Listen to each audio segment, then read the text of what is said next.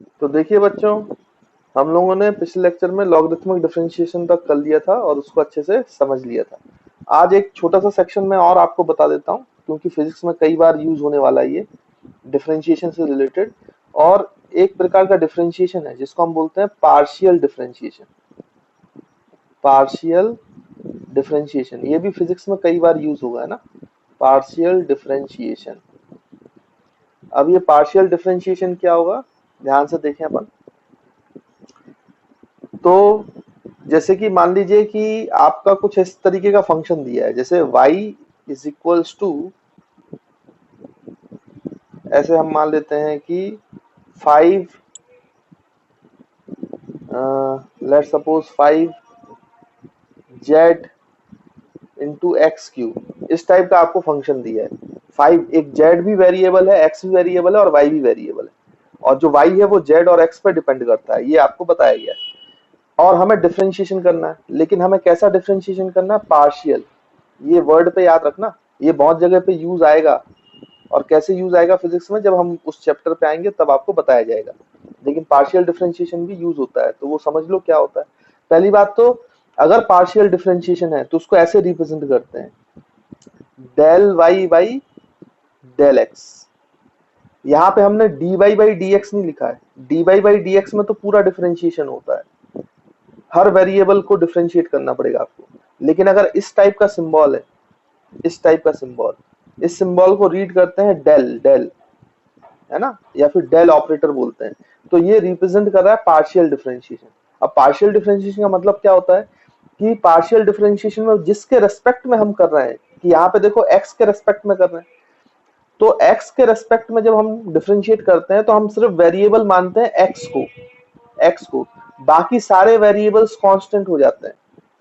बाकी सारे वेरिएबल्स बच्चों क्या हो जाते हैं, कांस्टेंट हो जाते हैं। जैसे अगर हम इस वाली इक्वेशन में del y by del x कर रहे हैं, y की इस इक्वेशन को पार्शियल डिफरेंशिएट कर रहे हैं, तो आप z को कांस्टेंट मानोगे, है ना, क्योंकि आप किसके रेस्पेक्ट में कर रहे हो। यानी जब पार्शियल डिफरेंशिएशन करते हैं तो जिसके रेस्पेक्ट में कर रहे हैं सिर्फ वही आपका क्या होगा बच्चों, वेरिएबल होगा। और जो बाकी के वेरिएबल है उनको आप कांस्टेंट मानोगे, कांस्टेंट। तो आप इसमें z को कांस्टेंट मान के चलोगे, बाकी वेरिएबल को आप सॉल्व नहीं करोगे। तो यहाँ पे आप क्या करोगे बच्चों, यहाँ पे जैसे डिफरेंशिएट करोगे तो 5 और z ये कांस्टेंट है, z भी कांस्टेंट है, तो 5 और z बाहर आ जाएगा। और partial differentiation with respect to x किसका करोगे बच्चों, x की। अब पार्शियल डिफरेंशिएशन में कोई अलग से फॉर्मूले नहीं है, वही डिफरेंशिएशन के फॉर्मूले ही लगाने। बस अंतर क्या आता है पार्शियल डिफरेंशिएशन में, कि जिसके रेस्पेक्ट में कर रहे हो सिर्फ वही वेरिएबल में काउंट होगा, बाकी सारे वेरिएबल्स जो होंगे वो कांस्टेंट की तरह ट्रीट किए जाएंगे। तो इसका आंसर हो जाएगा, अब एक्स क्यूब का तुम फॉर्मूला जानते ही हो with respect to x, 3x²। तो 3 इंटू 5 हो जाएगा 15, और ये हो जाएगा z इंटू एक्स स्क्वायर, है ना। तो this is the answer to this problem, partial differentiation. अगर यहीं पे मैं कैसे पार्शियल डिफरेंशिएशन करता बच्चों, डेल y बाई, अगर मान लीजिए मैं ऐसा डिफरेंशिएशन करता del y by del z। अब पार्शियल डिफरेंशिएशन आप विद रिस्पेक्ट टू x कर रहे हो, z कर रहे हो सॉरी। तो यहाँ पे अब जो दूसरा वेरिएबल है x, उसको आप कांस्टेंट मान लोगे, कांस्टेंट। तो इसका मतलब आपको x क्यूब को बाहर लेना पड़ेगा। तो 5 कांस्टेंट है और x को आपने कांस्टेंट मान लिया क्योंकि पार्शियल डिफरेंशिएशन कर रहे हो। तो ये जो पार्शियल डिफरेंशिएशन है डेल बाई डेल z, ये सिर्फ किसका होगा बच्चों, z का। और z का differentiation with respect to z तो 1 होगा, ये भी आपको पता है। तो इसका आंसर आ जाएगा 5x क्यूब, है ना। तो आई थिंक आपको समझ में आ रहा है। जैसे मैं आपसे बोलूं कि कोई आपका बच्चों फंक्शन है ना, तो आप ऐसा मान लो कि कोई भी आपका जैसे p है, तो p जो है वो function of x y z, मतलब उसमें 3 वेरिएबल है उस फंक्शन में। जो p है वो 3 चीजों पर डिपेंड कर रहा है, x पर, y पर, z पर, 3 वेरिएबल का फंक्शन। तो जब आप पार्शियल डिफरेंशिएशन करोगे, del p upon del x करोगे, तो del p upon del x में आप ध्यान रखेंगे कि आप x कॉमा सॉरी x के रेस्पेक्ट में कर रहे हो तो y कॉमा z को क्या मान लोगे बच्चों, कांस्टेंट, और फिर डिफरेंशिएशन करोगे। वैसे ही अगर आप del p upon del y कर रहे हो तो y को छोड़कर जितने वेरिएबल हैं x कॉमा z, इनको आप कांस्टेंट मान लोगे और फिर डिफरेंशिएशन करोगे। वैसे del p upon del z करना होगा, तो जेड को छोड़कर जो आपका एक्स कॉमा वाई है उसको आप कांस्टेंट मान लोगे और फिर डिफरेंशिएट करोगे, है ना। अब जो भी जैसा भी फंक्शन है उसको उस हिसाब से आप लोग सॉल्व कर लेना। जैसे यहाँ पे एग्जांपल के तौर पर मैं आपको एक बार फिर से बता देता हूँ कि क्या मैं कहना चाह रहा हूँ। तो देखिए, जैसे मान लीजिए आपको p इज इक्वल टू दिया है एक्स स्क्वायर वाई क्यूब और जेड, है ना, इस टाइप का आपके पास फंक्शन है। अब आपको बोला गया है कि भैया इसका पार्शियल डिफरेंशिएशन करना है। सबसे पहले आपको del p upon del x निकालना है। तो एक्स को छोड़कर वाई और जेड को आप क्या मान लोगे बच्चों, कांस्टेंट।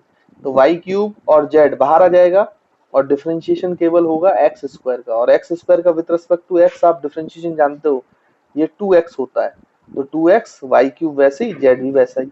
वैसे ही अगर आपको del p upon del y बोला जाए करने के लिए, पार्शियल डिफरेंशिएट करने के लिए, तो y को वेरिएबल मानो, बाकी सबको क्या मान लो, कांस्टेंट। तो एक्स स्क्वायर और जेड बाहर आ जाएगा और डिफरेंशिएशन केवल किसका होगा बच्चों, y के रेस्पेक्ट में y का।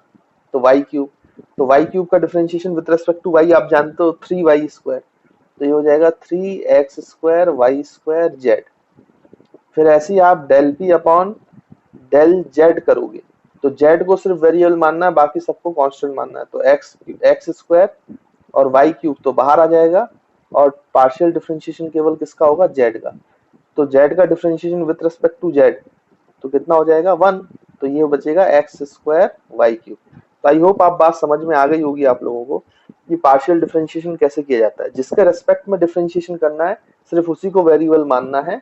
इस तरीके के सिंबल से रिप्रेजेंट करते हैं जिसको डेल बोलते हैं, और बाकी सारे वेरिएबल्स को आपको कांस्टेंट मानना है, तो वो कांस्टेंट की तरह बाहर आ जाएंगे सिंपली, है ना, चाहे कैसा भी फंक्शन है। तो आई होप आपको बात समझ में आ गई है। ये फिजिक्स में कई जगहों पर अपन यूज होंगे, जैसे वर्क एनर्जी पावर में यूज आता है इसका, जब पोटेंशियल एनर्जी और फोर्स में रिलेशन निकालते हैं तब यूज आता है। 12th में भी आपको यूज आएगा काफी जगहों पर, है ना। तो ये पार्शियल डिफरेंशिएशन आप लोग याद रखना। और मैं आपको एक बात और बता दूं, जैसे मैंने आपको बोला था कि y is a function of x होता है, तो आप जब डिफरेंशिएट करते हो तो आप इसको dy बाई dx लिखते हो, तो डिफरेंशिएशन को dy बाई dx भी लिखते हैं, और कई किताबों में आपको ये जो dy बाई dx है ये आपको y डैश ऐसे भी लिखा हुआ मिल जाएगा। y डैश का मतलब भी होता है dy बाई dx, और कई किताबों में इसको ऐसे भी लिखते हैं f dash x। f dash x का भी मतलब है कि dy बाई dx ही निकाल रहे हैं अपन। जैसे मान लीजिए कि अगर y is equals to 10x दिया है ना, मैं सिंपली एक एग्जांपल से समझा रहा हूँ आपको, तो इसका अगर dy बाई dx निकालना है तो कई बार किताबों में इसको सिर्फ y डैश लिख देते हैं, या कई बार किताबों में f डैश x लिख देते हैं। तो ये सब एक ही बात है, dy by dx, y dash या f डैश x। तो यहाँ पे इसका 10x का जो आपका डिफरेंशिएशन हो जाएगा वो sec स्क्वायर x हो जाएगा, है ना। तो इस बात को आपको याद रखना है, मतलब ऐसे कंफ्यूज नहीं होना, किताबों में इस तरीके के सिंबल्स यूज करते हैं डिफरेंशिएशन के लिए। जैसे एक एग्जांपल और लें, तो जैसे मान लो आपके पास y is equals to x cube plus x square plus 2x है, तो आपको अगर y डैश बोला है या फिर आपको f डैश x बोला है तो इसका मतलब डिफरेंशिएशन ही करना है इसका। तो अलग अलग कर लो, प्रॉपर्टी लगा लो, एक्स क्यूब का डिफरेंशिएशन क्या हो जाएगा, 3x स्क्वायर, एक्स स्क्वायर का डिफरेंशिएशन 2x और 2x का डिफरेंशिएशन 2, ये तो आप जानते ही है।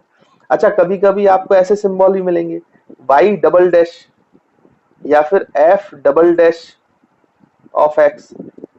तो हम ये समझेंगे जब आप डबल डैश देखोगे ना किताबों में, तो आपको समझना है कि इसका डबल डिफरेंशिएशन करना है, मतलब एक बार डिफरेंशिएशन करके y डैश ले आए, इसका एक बार और डिफरेंशिएशन करो y डैश का, मतलब dy by dx of y dash. और y डैश क्या है बच्चों, dy by dx, y dash था dy बाई dx।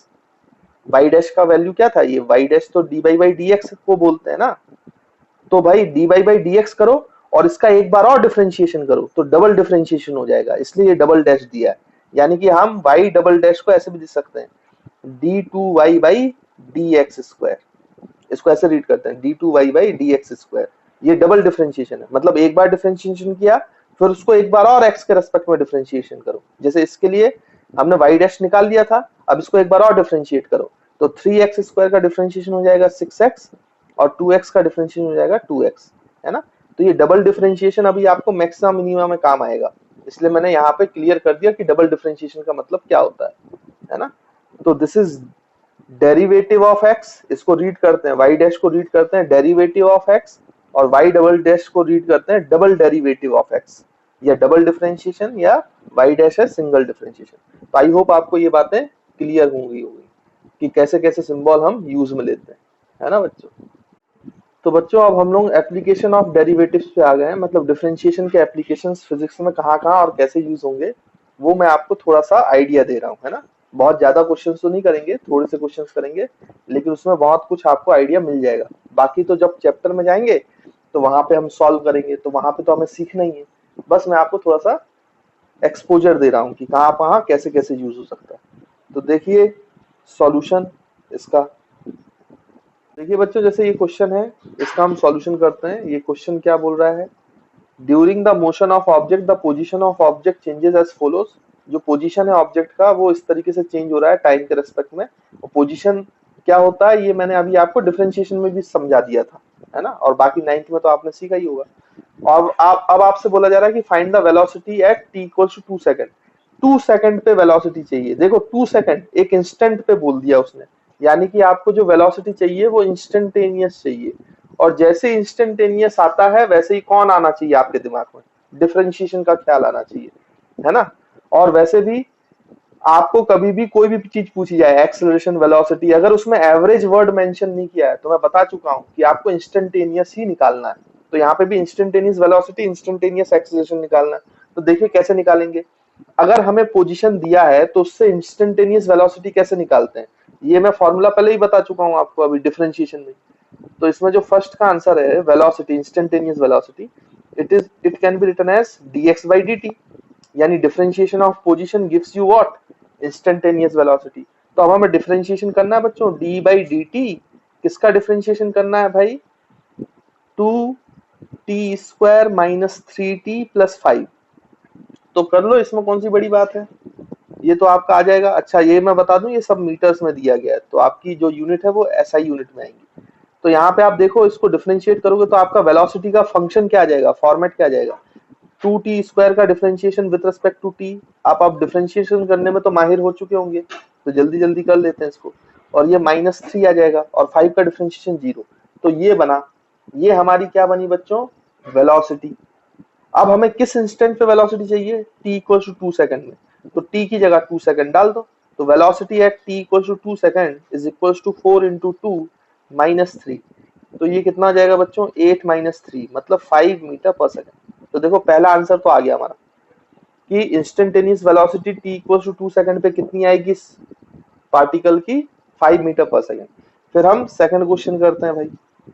सेकंड, अब सेकंड नहीं, इसी फर्स्ट क्वेश्चन का एक और पार्ट है एक्सेलरेशन। अब एक्सेलरेशन आपको पता है कि ये change in velocity upon change in time होता है, लेकिन इंस्टेंटेनियस एक्सेलरेशन क्या होगा बच्चों, small change in velocity upon small change in time, dv by dt, dv by dt। और आप ध्यान से देखो तो इसको क्या लिख सकते हो, d by dt, और v को क्या लिख सकते हो बच्चों, dx by dt।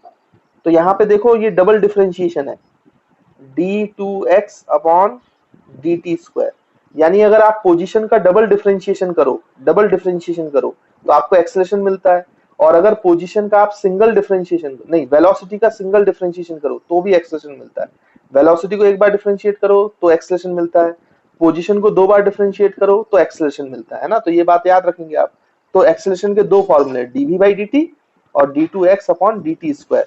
तो यहाँ पे देखो आप, हमने एक बार डिफरेंशिएट करके वेलोसिटी तो ले ही आया है, इसको एक बार और डिफरेंशिएट कर लो तो एक्सेलरेशन आ जाएगा। तो d by dt is into किसका डिफरेंशिएशन, वेलोसिटी का। तो वेलोसिटी कितनी थी, 4t माइनस 3। तो जब आप इसका डिफरेंशिएशन करोगे 4t माइनस 3 तो ये आएगा 4। तो दिस इज 4 मीटर पर सेकंड स्क्वायर, ऐसा ही यूनिट में चल रहा ना सब। तो आपका एक्सेलरेशन भी आ गया। अब एक्सेलरेशन देखो बच्चों कांस्टेंट है, ये तो एक्सेलरेशन की वैल्यू कांस्टेंट है, यानी ये टाइम पे डिपेंड ही नहीं करता है। तो आप 2 सेकंड में पूछ लो, 5 सेकंड में पूछ लो, कितने सेकंड में पूछ लो, एक्सेलरेशन एट 2 सेकंड्स भी कितना आंसर होगा बच्चों, 4 मीटर पर सेकंड स्क्वायर। क्योंकि एक्सेलरेशन तो कैसा है बच्चों यहाँ पे, कांस्टेंट, वो टाइम पे डिपेंड ही नहीं कर रहा है, तो टाइम की वैल्यू रखने का कोई फायदा ही नहीं। तो एक्सेलरेशन आपका 2 सेकंड पे भी कितना मिलेगा, 4 मीटर पर सेकंड स्क्वायर। तो आई होप आपको फर्स्ट वाला पार्ट समझ में आ गया होगा। सेकंड वाला पार्ट करते हैं, find its acceleration when its velocity is 0। तो वेलोसिटी जब 0 है तब एक्सेलरेशन निकालना है। तो वेलोसिटी जीरो कब है, कितने समय पे है, वो हमें निकालना पड़ेगा। तो velocity must be equals to zero. अब हमें टाइम चाहिए कि किस टाइम पर वेलोसिटी जीरो है, तो वेलोसिटी को जीरो पुट कर दिया। अब वेलोसिटी का फंक्शन क्या है बच्चों, देखो यहाँ पर 4t minus three is equals to zero. तो यहाँ से टाइम की वैल्यू आ जाएगी, तो 3 उधर चला जाएगा, तो t की वैल्यू आएगी 3/4 सेकेंड्स।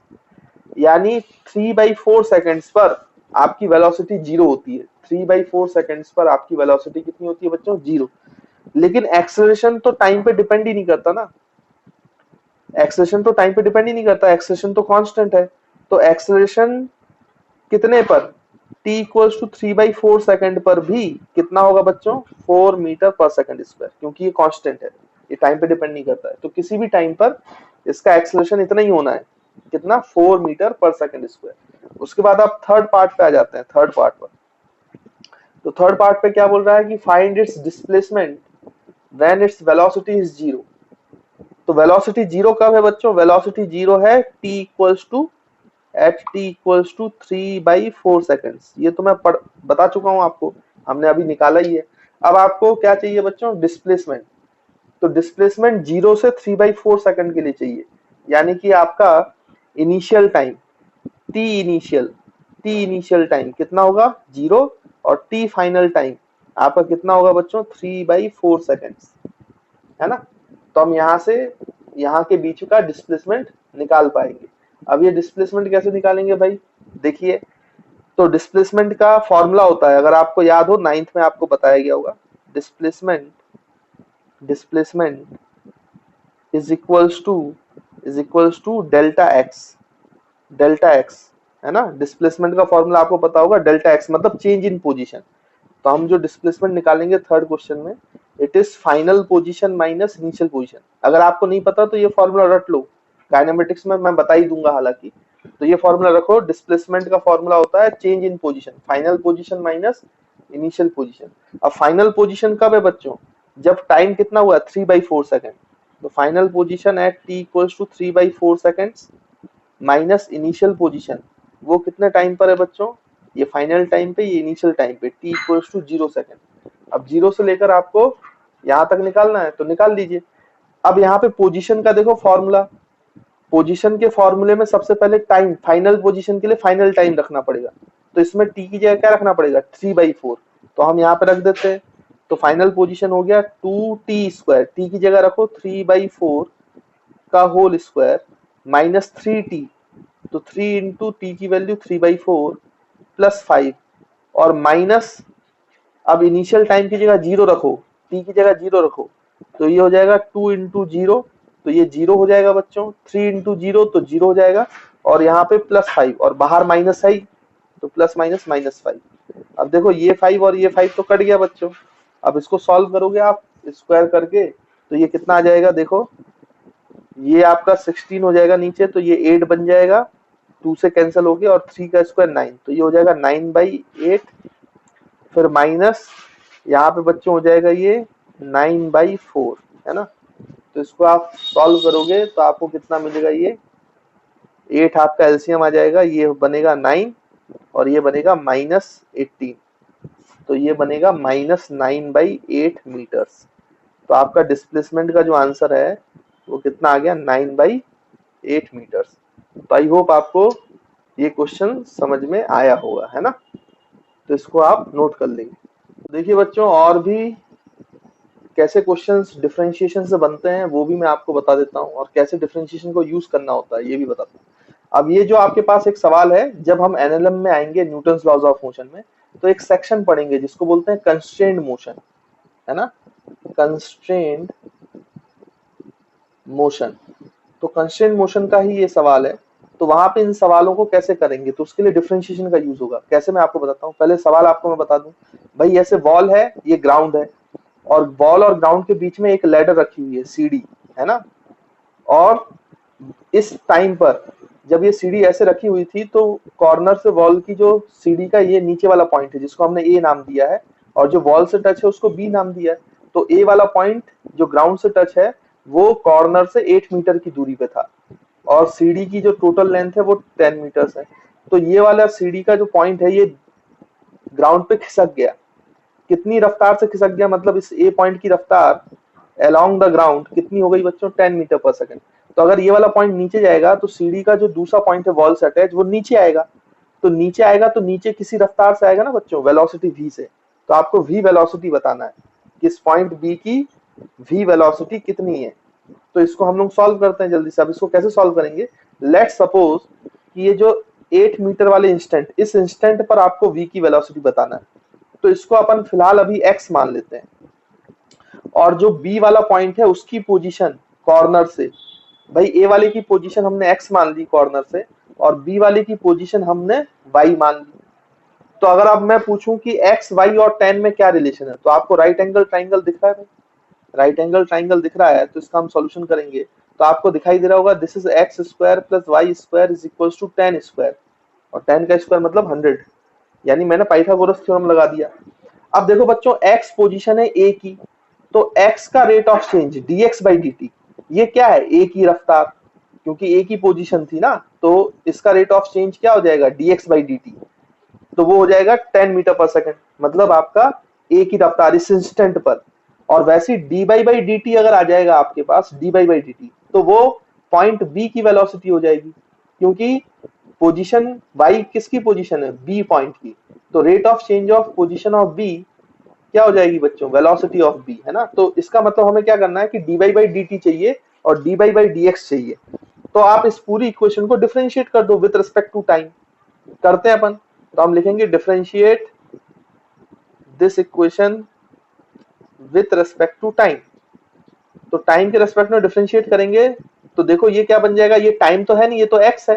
तो आपको डिफरेंशिएट करना है विथ रिस्पेक्ट टू टाइम, तो इसको टाइम मान लो। तो अगर ये टी स्क्वायर होता, चेन रूल लगा लो, टी स्क्वायर होता तो इसका डिफरेंशिएशन 2t होता, लेकिन t की जगह क्या है बच्चों, x, तो ये हो गया 2x, और इनटू में t की जगह जो है x का डिफरेंशिएशन, तो x का डिफरेंशिएशन हो जाएगा dx बाई dt, फिर प्लस वैसे यहाँ पे 2y into d y by d t, है ना। डिफरेंशिएशन में तो अब आप एक्सपर्ट हो चुके हो, करना आता ही है। और कांस्टेंट का डिफरेंशिएशन, 100 कांस्टेंट है तो उसका डिफरेंशिएशन कितना हो जाएगा बच्चों, 0।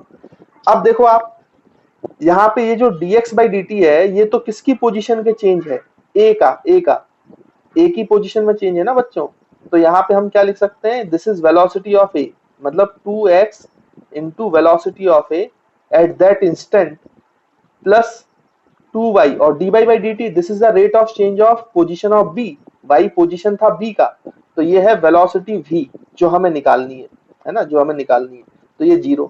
अब इसको फर्दर सॉल्व करोगे तो ये उधर चला जाएगा, तो v की वैल्यू कितनी आएगी बच्चों, देखो v की वैल्यू आ जाएगी, ये उधर जाएगा, देखो 2 और 2 तो कैंसिल हो गए, क्योंकि ये कॉमन आके उधर जाएंगे तो 0 के अपॉन में आ जाएंगे, तो 0 हो जाएगा।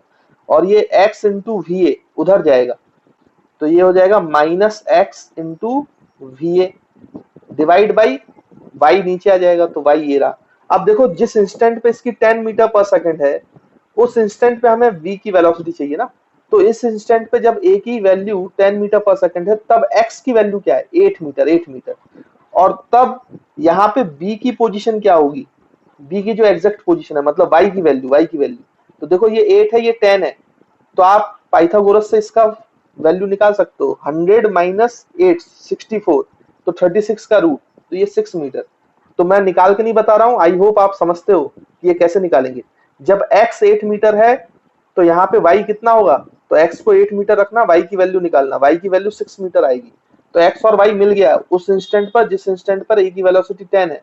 तो हमारे पास अब v आ जाएगा माइनस x, x की वैल्यू 8 है बेटा, और va की वैल्यू देखो, va की वैल्यू है आपका वेलोसिटी ऑफ a, वो है 10, तो into 10 divide by y, y की वैल्यू आपने बता दी कि इस इंस्टेंट पर 6 है। तो यहाँ से देखो ये हो जाएगा 4 टाइम्स, 2 से काटोगे ये 3 टाइम्स, तो ये आएगा माइनस 40/3 मीटर पर सेकंड।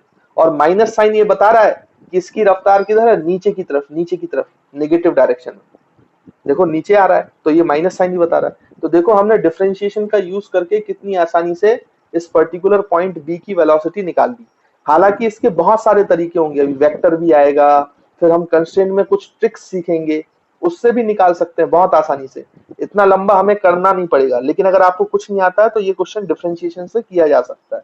तो आई होप आपको बात समझ में आई होगी। इसके जो डिफरेंट मेथड्स हैं जो हम सीखेंगे वो जब चैप्टर आएगा तब हम अच्छे से उस चीज को सीख लेंगे, है ना बच्चों। अभी तो आपको ये समझ में आ गया होगा कि डिफरेंशिएशन से अगर करना हो ये सवाल तो हम कैसे करेंगे और डिफरेंशिएशन कैसे हेल्पफुल होता है चीजों को सॉल्व करने में। देखिए बच्चों, हम और प्रॉब्लम्स करते हैं और एप्लीकेशन देखते हैं कि डिफरेंशिएशन का और कहाँ एप्लीकेशन। जैसे मान लीजिए आपको इस टाइप का क्वेश्चन दिया जाए कि भाई ये आपका ग्राउंड है ना, इस तरीके से ग्राउंड है, और यहाँ पे मान लो एक आपका लैंप पोस्ट है, लैंप पोस्ट जो आपके रोड्स पे होता है ना, रोड रोड पर इस तरीके से ऐसा एक लैंप पोस्ट है, इससे लाइट आ रही है। अब ध्यान से देखो तो यहाँ पर एक व्यक्ति है, एक आदमी है जो आगे की तरफ चल रहा है, तो यहाँ पे एक आदमी इस तरीके से, ठीक। अब ये जो लैंप आपका लैंप पोस्ट है इसकी हाइट आपको दी हुई है, इसकी हाइट बोला गया है 6 मीटर्स है, और ये जो मैन है, मैन की हाइट बोली गई है 2 मीटर्स है ना बच्चों। मैन की हाइट कितनी दी गई है, 2 मीटर्स, और थोड़ा लंबा आदमी हो गया ये, ठीक है लेकिन चलेगा, 2 मीटर्स हो गई, और आपके लैंप पोस्ट की हाइट जो है वो 6 मीटर्स ऐसा बोला गया है, ठीक। अब आप ऑब्वियसली बात है लैंप पोस्ट इधर है तो इससे लाइट ऐसे आएगी भाई, ऐसे आएगी, ऐसे आएगी इस तरीके से। तो इस आदमी की नीचे यहाँ पर एक क्या बनेगी बच्चों, शैडो, शैडो, शैडो बनेगी ना। लाइट के अपोजिट में आप खड़े होते हो तो आपकी शैडो दिखती है ना, ऐसे लाइट रे आएगी तो इतनी लंबी, इतनी लंबी क्या बनेगी बच्चों, शैडो बनेगी। ये तो आपको क्लियर हो रहा होगा, समझ में आ रहा होगा, है ना। तो ये शैडो है। अब ये क्या करता है कि इस इंस्टेंट पे ये जो आदमी है ये आगे की तरफ 10 मीटर पर सेकंड की वेलोसिटी से चलता है। इस पर्टिकुलर इंस्टेंट पर ये 10 मीटर पर सेकंड की वेलोसिटी से चलता है। तो अगर ये 10 मीटर पर सेकंड की वेलोसिटी से चल रहा होगा तो इसकी शैडो की लेंथ भी चेंज हो रही होगी, ये आपको समझ में आ रहा होगा, है ना। शैडो की लेंथ भी क्या हो रही होगी बच्चों, चेंज हो रही होगी, ठीक। जब ये आदमी आगे पहुंच जाएगा तो शैडो और लंबी हो जाएगी, तो शैडो की लेंथ इंक्रीज होती जाएगी, जैसे ये आगे बढ़ता जाएगा तो शैडो की लेंथ इंक्रीज होती जाएगी। आप रे डायग्राम बना के देख सकते हो, उसमें कोई दिक्कत नहीं। तो आपसे यही पूछा गया है, फाइंड, क्वेश्चन में पूछा गया है find the rate of, find the rate, ऐसे लिख लेते हैं, find the rate at which, find the rate at which the length of shadow, length of shadow increases, increases, increases when velocity of man, when velocity of man is 10 metre पर second, है ना। तो जब man की velocity 10 metre पर second है तो shadow की लेंथ किस रेट से इंक्रीज हो रही होगी, पर सेकंड कितनी इंक्रीज हो रही है, रेट निकालना है। और रेट बोला है केवल, तो कौन सा रेट निकालना है, इंस्टेंटेनियस। तो जैसे ही आपको समझ में आया कि इंस्टेंटेनियस रेट निकालना है तो भले ही क्वेश्चन समझ में आए नहीं आए, आपको ये क्लियर हो जाना चाहिए कि कहीं ना कहीं इसमें डिफरेंशिएशन यूज होना है। किसका यूज होना है बच्चों, डिफरेंशिएशन का, है ना। तो आई होप आपको क्वेश्चन क्लियर होगा। अब इसको कैसे निकालेंगे, तो देखिए इसको कैसे सॉल्व करेंगे मैं आपको बताता हूँ। जैसे मान लो कि ये एंगल थीटा है, अब ये ज्योमेट्रिकल ऑप्टिक्स का सवाल है, रे ऑप्टिक्स का, है ना। अब रे ऑप्टिक्स हमने पढ़ी नहीं है, लेकिन तब भी इस सवाल को आप बहुत आसानी से सॉल्व कर सकते हो अगर आपको रे डायग्राम बनाना आता है और डिफरेंशिएशन आता है। कैसे, देखिए ये वाली जो दूरी है, जो आपका लैंप पोस्ट है उससे मैन की दूरी आप एक काम करो x मान लो, और मैन और जो शैडो की लंबाई है, शैडो की लेंथ है ना इस इंस्टेंट पर, उसको आप y मान लो। शैडो की लेंथ जो है उसको y मान लेते हैं, और मैन की लैंप पोस्ट से जो दूरी है उसको हम क्या मान लेते हैं बच्चों, x मान लेते हैं। अब आप ध्यान से देखें तो यहाँ पे ट्राइंगल देखो, अगर ये देखो ये शैडो का एंड है तो ये आप a मान लो, इस पॉइंट को b मान लो, इस पॉइंट को c मान लो, इस पॉइंट को d मान लो, इस पॉइंट को e मान लो। तो आप ध्यान से देखो तो यहाँ पे दो ट्राइंगल दिख रहे हैं आपको, ABC और ADE, ABC और ADE। ये दोनों कैसे ट्राइंगल है बच्चों, सिमिलर। अगर आपने प्रीवियस क्लासेस में सिमिलर ट्राइंगल्स पढ़े हैं तो देखो ABC का और ADE का शेप सेम है, बिल्कुल शेप सेम है, बट ये लार्जर ट्राइंगल है और ये स्मॉलर ट्राइंगल है। तो दोनों सिमिलर ट्राइंगल्स हैं क्योंकि उनके एंगल सेम है। एक एंगल तो कॉमन है भाई, थीटा, एक 90 है तो तीसरा एंगल भी सेम है ना। और आपने पढ़ा होगा कि सिमिलर ट्राइंगल में करस्पॉन्डिंग साइड का रेशियो, बच्चों कौन से साइड का रेशियो, करस्पॉन्डिंग साइड का रेशियो सेम होता है ना, ऐसा आपने जरूर पढ़ा है। तो हम सिमिलर ट्राइंगल की प्रॉपर्टी यूज कर लेते हैं। तो हम यहाँ लिख लेते हैं triangle A B C is similar to triangle A D E, A C E, A B C और ए डी ई, ये दोनों सिमिलर ट्राइंगल है। तो करस्पॉन्डिंग साइड का रेशियो, तो हम पहले बेस का रेशियो ले लेते हैं। तो देखो ए बी सी में आपका बेस क्या है y, upon A D E में बेस क्या है x प्लस वाई। तो y upon x plus y is equals to height, तो ए बी सी की हाइट है 2 metre upon A D E की हाइट है 6 मीटर, तो 2/6। करस्पॉन्डिंग साइड का रेशियो सेम होता है, तो मैंने वो प्रॉपर्टी यूज कर ली है सिमिलर ट्राइंगल्स की, है ना। तो आई होप आपको ये बात क्लियर हो रही होगी। तो यहाँ से 2 और ये 3, तो ये कैंसल, तो इसको सॉल्व करोगे तो 3 इधर जाएगा तो 3y हो जाएगा, और ये x प्लस वाई इधर आएगा, तो यहाँ पे तो 1 बचा था, तो ये बचेगा x प्लस वाई। तो यहाँ से आप निकालोगे तो y को इधर ले आओ बच्चों, तो ये x इज इक्वल टू कितना हो जाएगा, ये y इधर आएगा तो माइनस हो जाएगा 3y माइनस वाई, तो ये हो जाएगा 2y। अब आप ध्यान से देखें, ये 10 मीटर पर सेकंड किसकी वेलोसिटी है, मैन की, और मैन की पोजीशन क्या है लैंप पोस्ट से, x, मैन की पोजीशन x है ना, मैन की पोजीशन x है। तो rate of change of position मतलब dx बाई dt एक्चुअली में मैन की वेलोसिटी है, मैन की पोजीशन में रेट ऑफ चेंज वो उसकी क्या देता है बच्चों, वेलोसिटी। तो dx बाई dt जो है वो एक्चुअली में मैन की वेलोसिटी है। और अगर मैं dy बाई dt निकाल लूं तो ये शैडो की लेंथ थी, तो शैडो की लेंथ में चेंज क्या होगा बच्चों, rate of change, instantaneous rate of change in y, तो वो dy बाई dt होगा। तो एक्चुअली में मुझे निकालना क्या है यहाँ पे, अगर मैंने y लेंथ मान ली है शैडो की, तो आपको इस क्वेश्चन में पूछा गया था कि dy बाई dt क्या है, भाई rate at which length of shadow increases, shadow किस रेट से इंक्रीज कर रही है, तो हमने लेंथ को y मान लिया है, इसका मतलब मुझे dy बाई dt निकालना है। तो ये जो हमारे पास इक्वेशन आई है इसको आप डिफरेंशिएट कर दो, differentiate with respect to time, t के रेस्पेक्ट में डिफरेंशिएट कर दो। तो x का differentiation with respect to t, तो ये dx बाई dt हो जाएगा, और 2 कॉमन आ जाएगा, और y का डिफरेंशिएशन dy बाई dt, और dy बाई dt ही तो मुझे निकालना था। तो यहाँ से dy बाई dt की वैल्यू क्या आ जाएगी भाई, dy by dt is equals to dx by dt क्या है, वेलोसिटी ऑफ मैन, तो वेलोसिटी ऑफ मैन अपॉन 2, नीचे आ जाएगा 2 तो, और वेलोसिटी ऑफ मैन क्या है बच्चों 10 मीटर पर सेकंड अपॉन 2, तो dy बाई dt क्या आ गया, dy बाई dt आ गया 5। तो जो उसकी लेंथ पर सेकंड चेंज हो रही है वो कितनी हो रही है, 5 मीटर पर सेकंड, है ना। तो इतने रेट से इंक्रीज कर रहा है, जब मैन की वेलोसिटी कितनी थी 10 मीटर पर सेकंड। तो आई होप आपको ये क्वेश्चन भी क्लियर होगा और समझ में आया होगा, है ना, कैसे हमने निकाला है। तो देखिए बच्चों, और हम एग्जांपल्स करते हैं एप्लीकेशन ऑफ डेरिवेटिव्स में। आपसे बोला गया है the radius of an air bubble, the radius of an air bubble, आप लोग एयर बबल जानते हो ना, बबल तो जानते ही होगे आप लोग, is increasing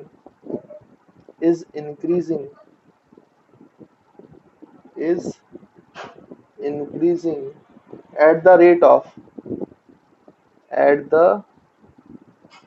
of 1 centimeter per second, at the rate of 1 centimeter per second, full stop. फिर आपसे पूछा गया है at what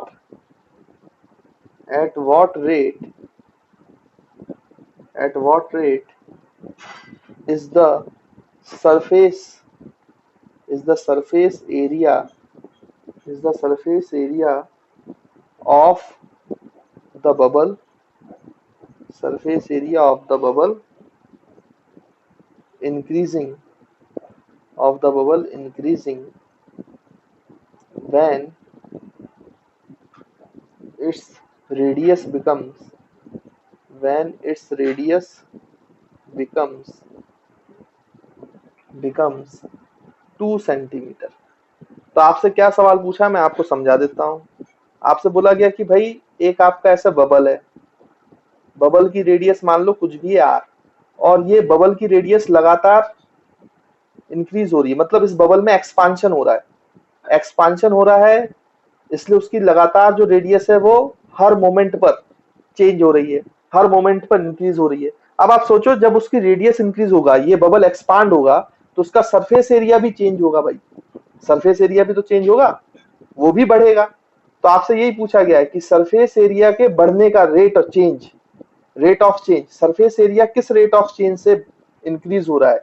आपको ये बताना है जब रेडियस 2 सेंटीमीटर हो जाए, मतलब इसकी रेडियस बढ़ते बढ़ते बढ़ते बढ़ते 2 सेंटीमीटर हो जाए, और इसकी रेडियस का जो इंक्रीज है, एयर बबल की जो रेडियस का रेट है इंक्रीज होने का, वो दिया है आपको 1 सेंटीमीटर पर सेकेंड। कितना दिया है बच्चों? 1 सेंटीमीटर पर सेकेंड। तो आपको अब आंसर बताना है। अब कैसे बताएंगे, तो ध्यान से देखो हम कैसे सॉल्व करेंगे। तो सबसे पहली बात तो आपको जो क्वेश्चन में दिया है उसको लिख लो। देखो दिया क्या है, the radius of an air bubble is increasing at the rate of 1 centimetre per second.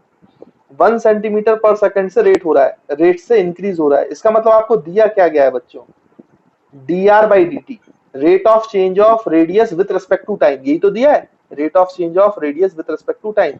वो कितना दिया है, dr by dt 1 centimetre per second. और देखो हमें एक इंस्टेंट पर सरफेस एरिया का रेट बताना है। इंस्टेंट मतलब अब यहाँ पे टाइम का इंस्टेंट नहीं है, मतलब टाइम का इंस्टेंट है जिस समय पर रेडियस 2 सेंटीमीटर हो गई, मतलब आपको सरफेस एरिया का रेट ऑफ चेंज बताना है जब रेडियस 2 सेंटीमीटर है ना। तो ये बात भी हमें समझ में आती है। अब हमें सरफेस एरिया के बारे में बात करना है और उसका रेट ऑफ चेंज निकालना है। मतलब अगर सरफेस एरिया को मैं एस मान लूं तो उसका रेट ऑफ चेंज क्या हो जाएगा, ds बाई डी टी। तो आपको ds बाई डी टी चाहिए बच्चों। अब ds बाई डी टी कैसे निकालेंगे, तो सबसे पहले आप सरफेस एरिया का फॉर्मूला लिखो। Surface area of the sphere, bubble तो स्फेयर माना जाएगा तभी तो उसकी रेडियस दी है, तो उसका स्फेयर का फॉर्मूला क्या होता है भैया, सरफेस एरिया का स्फेयर का 4πr²। और हमें क्या चाहिए, ds बाई डी टी। तो ds बाई डी टी आप कर दो, तो डिफरेंशिएट करेंगे ds by d t with respect to time, तो 4π तो कांस्टेंट आ जाएगा भैया, और यहाँ पे टाइम के रेस्पेक्ट में रेडियस का डिफरेंशिएशन हो जाएगा, लेकिन टाइम के रेस्पेक्ट में करना है, लेकिन है रेडियस, तो चेन रूल लग जाएगा। अब रेडियस की जगह अगर टाइम होता, रेडियस की जगह अगर क्या होता बच्चों, टाइम, तो टी स्क्वायर का डिफरेंशिएशन क्या होता है, 2t, लेकिन t की जगह r है तो हम लिखेंगे 2r, और मल्टीप्लाई में जो t की जगह है r उसका डिफरेंशिएशन, तो ये हो जाएगा dr बाई डी टी। अब आप ध्यान से देखो तो आपको ये जो वैल्यू निकालनी थी इसको और सॉल्व कर लेते हैं, तो ये हो जाएगा 8πr dr by d T. अच्छा dr बाई डी टी तो हमें क्वेश्चन में दिया है भाई 1 सेंटीमीटर पर सेकेंड, और रेडियस की किस वैल्यू पर ये रेट निकालना है, ds बाई डी टी। तो ये हमें निकालना है जब आपका जो रेडियस है वो कितना हो जाए बच्चों, 2 सेंटीमीटर। तो यहां से हम निकाल लेते हैं जल्दी से। तो ds बाई डी टी आपको तब निकालना है जब आपका रेडियस ऑफ बबल 2 सेंटीमीटर हो जाए। तो यहाँ पे r की वैल्यू 2 सेंटीमीटर लिखो और dr बाई डी टी की वैल्यू 1 सेंटीमीटर पर सेकेंड लिखो। तो देखिए क्या आ जाएगा, 8π, r की वैल्यू कितनी हो जाएगी बच्चों, देखो 2 centimetre into dr by d T कितना हो जाएगा 1। तो क्या आंसर आ जाएगा, देखो 2 इंटू 8, 16π मीटर स्क्वायर पर सेकेंड। देखो सरफेस एरिया अपॉन टाइम है तो मीटर स्क्वायर पर सेकंड आएगा, सॉरी सेंटीमीटर में दिया था तो सेंटीमीटर स्क्वायर पर सेकंड आएगा, है ना।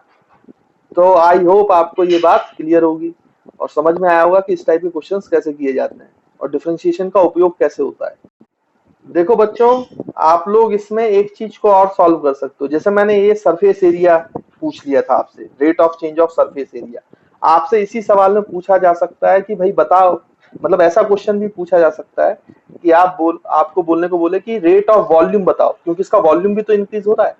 तो rate of change of volume with respect to time जब आपका रेडियस कितना हो बच्चों, 2 सेंटीमीटर। तो आपसे ऐसा क्वेश्चन भी पूछा जा सकता है कि find the rate of change of volume with respect to time. तो ये क्वेश्चन आप खुद से करें, ये मैं आपके लिए होमवर्क में दे रहा हूँ। देखिए स्टूडेंट्स एक और क्वेश्चन है ये एप्लीकेशन ऑफ डेरिवेटिव्स पर, है ना, कैसे अप्लाई करना है वो मैं आपको बताता हूँ। तो यहाँ पे देखो ऊपर जो है एक बहुत बड़ा सैंड रखा गया है, कंटेनर है बहुत बड़ा जिसमें सैंड रखा गया है और उसका माउथ है यहाँ पर। अब इसमें बहुत सारी सैंड है ना, रेत है, और इसका माउथ जो है वो ओपन कर दिया गया है। तो जैसे इस माउथ को ओपन किया गया कंटेनर के, तो यहाँ से रेत गिरना चालू हुई और जमीन पर रेत इकट्ठा होना चालू हुई। अब ये बोल रहा है कि जो जमीन पे रेत इकट्ठी हो रही है वो कोन के शेप में, कोन के शेप में, कोन तो जानते ही हो आप, सर्कुलर बेस होता है और इस तरीके से, है ना, जैसे आपने आइसक्रीम वाला कोन खाया होगा, उसको कोन शेप बोलते हैं। तो उसकी सर्कुलर बेस की रेडियस आर है और उसकी एच हाइट, मतलब ये हाइट लगातार बढ़ेगी क्योंकि लगातार रेत जो है वो गिर रही है, सैंड गिर रही है। अब कितने वॉल्यूम में गिर रही है, तो उसने बताया है 10 सेंटीमीटर क्यूब पर सेकंड, मतलब इस ओपनिंग से जो सैंड गिर रही है वो 10 सेंटीमीटर पर सेकंड के हिसाब से गिर रही है, मतलब 10 सेंटीमीटर का वॉल्यूम हर सेकंड में गिर रहा है। तो यहाँ पे भी 10 सेंटीमीटर क्यूब का वॉल्यूम हर सेकंड ऐड हो रहा होगा, तो इसकी हाइट भी बढ़ रही होगी और बेस बेस भी बढ़ रहा होगा। तो इसका रेडियस भी इंक्रीज हो रहा है लगातार और इस कोन की हाइट भी इंक्रीज हो रही है। तो ये दोनों चेंज हो रहे हैं, बट इनका रेशियो चेंज नहीं हो रहा है, रेशियो फिक्स है हमेशा, वो रेशियो आपको दिया गया है। हाइट इज टू रेडियस का जो रेशियो है वो हमेशा 1:4 है, वो हमेशा 1:4 है। तो याद रखेंगे, हाइट इंक्रीज हो रही है, रेडियस इंक्रीज हो रही है, बट उनका रेशियो चेंज नहीं हो रहा है, रेशियो 1:4 है। अब आपसे पूछा गया है भाई इसमें क्वेश्चन में कि how fast is the height of sand cone, जो ये सैंड कोन बना है इसकी हाइट जो है वो लगातार इंक्रीज हो रही है, तो कितने फास्ट इंक्रीज हो रही है। जब इसकी हाइट कितनी होगी, कोन की हाइट कितनी होगी, when it's height is 2 centimetre. तो जब यहाँ पे 2 सेंटीमीटर हाइट रीच कर चुका होगा तो उस समय ये कितने गति से बढ़ रही होगी, कितने रेट से बढ़ रही होगी। तो आप सबसे पहले तो देखें कि इस क्वेश्चन में आपको क्या क्या दिया है और क्या पूछा गया है। तो सबसे rate of change of volume, कितना वॉल्यूम पर सेकंड में गिर रहा है, मतलब आपको डीवी बाई डी टी दे दिया है बच्चों। डीवी बाई डी टी की वैल्यू कितनी दे दी गई है आपको, 10 सेंटीमीटर क्यूब पर सेकंड, है ना। और फिर आपसे, और आपको एक चीज और दे दी गई है, दैट इज H/R का रेशियो। तो हम इसको ऐसे भी लिख सकते हैं H/R इज इक्वल टू 1/4। तो यहाँ से आप देखो आपको क्या मिल जाएगा, radius is equal to 4h, मतलब रेडियस और हाइट में रिलेशन मिल गया, रेडियस इक्वल टू 4h। और फिर आपको तीसरी चीज, अब आपसे पूछा गया है रेट ऑफ हाइट चेंज, मतलब dh/dt, रेट ऑफ हाइट जो इंक्रीजिंग है, हाउ फास्ट, मतलब रेट निकालना है। तो rate of change of height with respect to time, जब हाइट क्या हो बच्चों, 2 सेंटीमीटर, तो when h is equal to 2 centimetre, तो ये आपको निकालना है dh/dt h at h is equal to 2 centimetre. अब इसको कैसे निकालेंगे, तो देखिए हमें क्या दिया, dv/dt, मतलब वॉल्यूम का यूज करना है, वॉल्यूम का। तो अब देखो इस कोन का वॉल्यूम क्या होता है, तो कोन के वॉल्यूम का फॉर्मूला आप जानते हो, 1/3 इंटू एरिया, मतलब circular area, pi r square into height of cone, मतलब h। ये तो फॉर्मूला हमें पता है। अब हमें dv/dt चाहिए क्योंकि वो हमें दिया है, तो हम इस पूरी इक्वेशन को डिफरेंशिएट कर देंगे विद रिस्पेक्ट टू, किसके रेस्पेक्ट में कर देंगे बच्चों, टाइम के रेस्पेक्ट में। लेकिन देखो यहाँ पे रेडियस भी वेरिएबल है, मतलब कैपिटल आर लिखना चाहिए था, और हाइट भी वेरिएबल है, लेकिन हमें तो dh/dt चाहिए, तो पूरे फॉर्मूले को हाइट के टर्म्स में लाना पड़ेगा। अब रेडियस और हाइट में रिलेशन हमें पता है 1:4, मतलब रेडियस जो है वो 4h के बराबर है, तो 4h हम यहाँ रख देंगे रेडियस की जगह। तो देखो ये पूरा फॉर्मूला हाइट के टर्म्स में आ जाएगा, 1/3 पाई आर स्क्वायर, मतलब 4 का स्क्वायर यहाँ पे कितना हो जाएगा बच्चों, 16, और h का स्क्वायर यहाँ पे h स्क्वायर इंटू h, है ना। तो आई होप आपको बात समझ में आ गई है। तो इसको हम क्या लिख सकते हैं, 1/3 into pi into 16 into h³, है ना। तो ये आपका फॉर्मूला बन चुका है। अब हम क्या करते हैं इसमें बच्चों कि हम dv/dt कर लेते हैं। तो dv/dt करेंगे, differentiate this equation with respect to time. तो जैसे ही आपने डिफरेंशिएट किया तो 1/3 16 पाई, है ना, ऐसे लिख लेते हैं 16 पाई/3, ये तो कांस्टेंट है, ये तो बाहर आ जाएगा 16 पाई/3। अब h³ का differentiation with respect to time, तो देखो यहाँ पे h है और यहाँ पे टाइम है, तो चेन रूल लगाओ। अगर यहाँ पे t³ होता तो उसका डिफरेंशिएशन क्या होता, 3t², लेकिन t की जगह क्या है h, तो 3h²। इनटू में जो t की जगह है h, उसका डिफरेंशिएशन, तो h का differentiation with respect to time dh/dt आ जाएगा, है ना बच्चों। तो यहाँ से आपकी dh/dt की वैल्यू आ जाएगी, यहाँ से आप dh/dt निकाल लो। dh/dt का फॉर्मूला क्या बन गया हमारे पास, rate of change of height, how fast the height is increasing. तो आपका ये जो 3 है और ये 3, तो बच्चों यहाँ पे dh/dt की वैल्यू क्या आ जाएगी, देखो 3 और 3 कैंसिल हो गया, बाकी उधर चला जाएगा। तो यहाँ तो dv/dt था ही LHS में, dv/dt, और यहाँ डिनोमिनेटर में तो कुछ बचा नहीं है, न्यूमरेटर में 16 पाई h² था, तो ये डिनोमिनेटर में चला जाएगा जब उधर जाएगा, तो 1/16 पाई h²। अब बच्चों dh by dt rate of change हमें किस हाइट पे चाहिए, जब हाइट की वैल्यू 2 सेंटीमीटर होगी, है ना। तो हम यहाँ पे लिख लेते हैं, तो आपका dh बाई dt की value when height equals to 2 centimetre.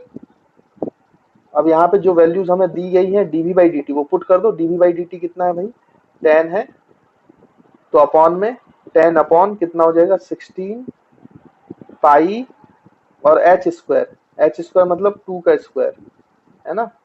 तो ये 2 का स्क्वायर, तो यहाँ से एक 2 और एक 2 कैंसल, तो ये 5 हो जाएगा। तो ये आ जाएगा बच्चों 5 अपॉन 16 इंटू 2 32 पाई, है ना। तो this is your answer, centimetre per second. तो रेट ऑफ हाइट चेंज का आंसर आया एट, जब हाइट 2 सेंटीमीटर पे है, एच इक्वल टू 2 सेंटीमीटर है, तो 5/32 पाई सेंटीमीटर पर सेकेंड, है ना। तो आई होप आपको क्लियर हो गया होगा कि ऐसे सवाल अब कैसे करेंगे और डिफरेंशिएशन का एप्लीकेशन कैसे यूज हो सकता है फिजिक्स में और कहाँ कहाँ यूज होगा। हालांकि मैंने अभी बहुत कम यूज बताया है, इसका तो बहुत ज्यादा यूज है और हर चैप्टर में यूज है डिफरेंशिएशन का, है ना। अब वो हम जब फिजिक्स पढ़ेंगे तो धीरे धीरे आपको समझ में आने लगेगा कि कैसे यूज होता है डिफरेंशिएशन का, है ना। तो आई होप ये बात क्लियर है। बस आप लोगों को ये बात याद रखनी है कि डिफरेंशिएशन हमेशा वहां लगाना है जब भी इंस्टेंटेनियस रेट की बात होती है, हाउ फास्ट आ जाए, रेडियस इंक्रीज कर रहा है, एट द रेट इंक्रीज कर रहा है, अगर एवरेज नहीं बोला गया है तो हमेशा इंस्टेंटेनियस रेट है, और इंस्टेंटेनियस रेट के लिए आपको हमेशा किसका उपयोग करना चाहिए, डिफरेंशिएशन का, है ना। तो आई होप आपको ये बातें क्लियर होगी।